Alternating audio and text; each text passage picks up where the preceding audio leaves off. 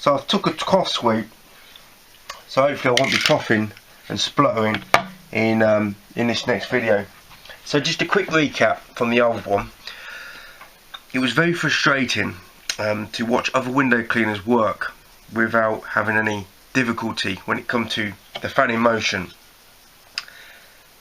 It was very frustrating because it's something that I tried so hard to do and I just couldn't do it. So working with John was one of the best things that I ever did. Because I never worked with anybody before, I couldn't learn from anything. Because if you keep making the same mistake and you don't know how to adapt, you need knowledge, and if you don't know what to do, you're just carrying on the same way. And that's the problem with most window cleaners. When they have a new tool, they try to use it and they just don't know how to adapt. They just don't have the information that they need to get past that obstacle. So I have to give a thumbs up to John, who helped me get past that barrier of just doing these straight pulls, laborious work, detailing the edges and all the drag that you create.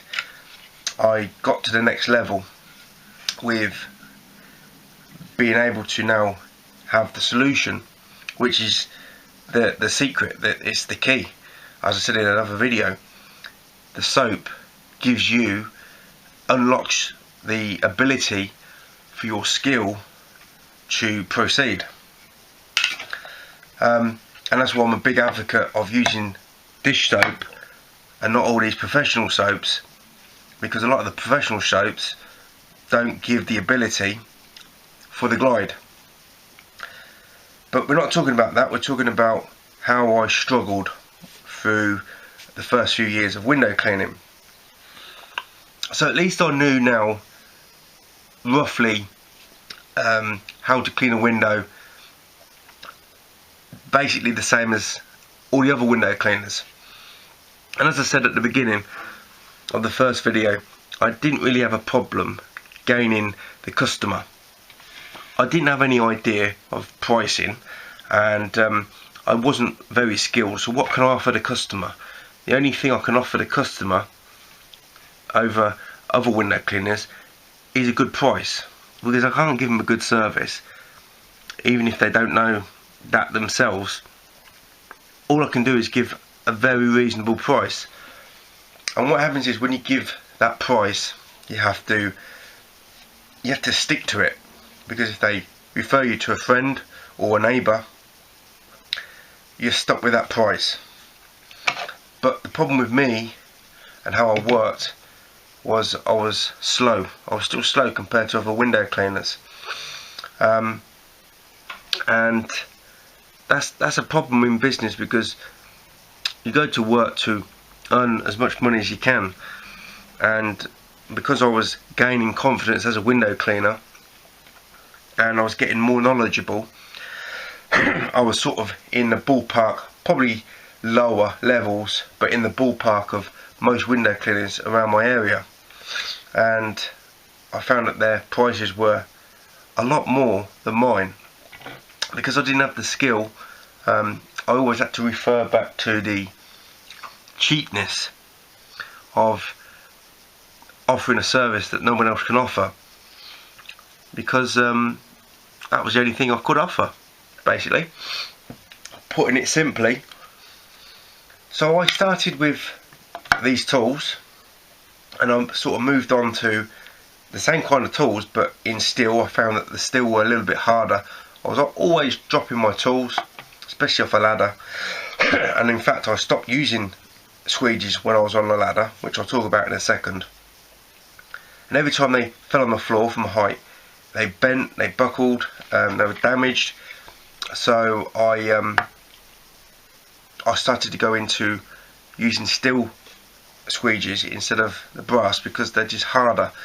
And around that time I was aware that you could buy window cleaning tools off the internet, whereas before I didn't even have the internet at the time. I was like a hermit. I didn't know anything everybody else was so far more advanced than me, and to this day, when anything that's not to do with window cleaning, with technology and stuff like that, I'm not into smartphones or anything like that. 10-15 years ago, that's the same technology that I'm using now when it comes to phones. So a little bit of a technophobe, but manual work, you know, I can excel at that because I can understand it. It's just not really technical. There is technical ways of working, but doesn't require any electronics, which is why my videos when I'm speaking are all very basic. So I got upgraded to the steel because I was always dropping off a ladder, and what I found is I couldn't, because I wasn't very good at the squeegeing, even when I got the understanding of using more soap in my water, I still found working off a ladder difficult to do. So I just stopped using the squeegees and I just used the cloth, and I used to buff each window and tried to get all the smears and all the smudges, all the residue that's been on the windows for a month or every 2 months that's built up, and just tried to buff it out. Hard work, you know, putting all that effort into working with elbow and rubbing it down took a long time, but probably I did a better job with the cloth than I would do with the squeegees. So that was my thing at the time, and as I gradually got better with the squeegees, I started to use the squeegees on the ladder again. So you have to try different things, find out maybe it's easier to begin with to do something simpler like rubbing with a cloth, but in the long run, if you stick with using a tool to do what does the job better, it's best to stick with it. So like with a liquidator, some people can't use it, and I advise stick with it, because once you know what you're doing, once you've adapted, your time is cut dramatically when it comes to cleaning the window without having to detail every edge of the corner of the window. So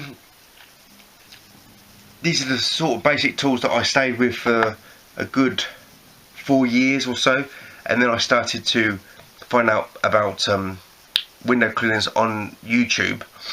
And my problem was I was still a very slow window cleaner, and the other window cleaners around my area were charging a lot more.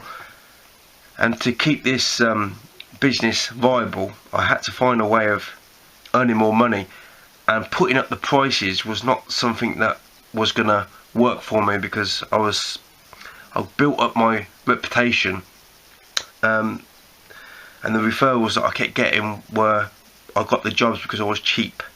So I couldn't be like everybody else charging 50% to 100% more than what I was doing, or I would have lost a lot of my customers, and I'd be taking 3-4 steps back.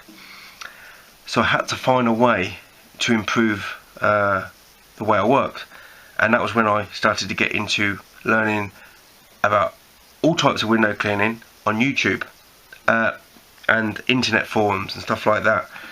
And that was when I kind of didn't have to rely on just these basic tools. I went into all different other types of speciality tools, and that was when I sort of become an internet window cleaner.